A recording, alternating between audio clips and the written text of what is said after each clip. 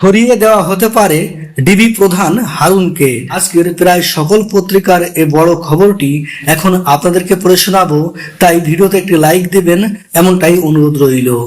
ডিবির প্রধান হারুন আর রশিদকে তার দায়িত্ব থেকে সরিয়ে দেওয়া হতে পারে। সোমবার সন্ধ্যায় 14 দলের সভায় এমনটা জানিয়েছেন প্রধানমন্ত্রী শেখ হাসিনা। সভায় উপস্থিত ছিলেন এমন একাধিক নেতা গণমাধ্যমকে বিষয়টি নিশ্চিত করেছেন। প্রধানমন্ত্রীর সরকারি বাসভবন গণভবনে সভাটি অনুষ্ঠিত হয়। 14 দলের একাধিক সূত্র জানায়, সভায় ওয়ার্কার্স পার্টির সভাপতি রাশেদ খান মেনন ঢাকা মহানগর ডিবি পুলিশের নানা কর্মকাণ্ডের সমালোচনা করেন, যাকে তাকে ডিবি কার্যালয়ে নিয়ে যাওয়া এবং পরবর্তীতে তা সামাজিক যোগাযোগ মাধ্যমে ছড়িয়ে দেওয়ার সমালোচনা করেন মেনন।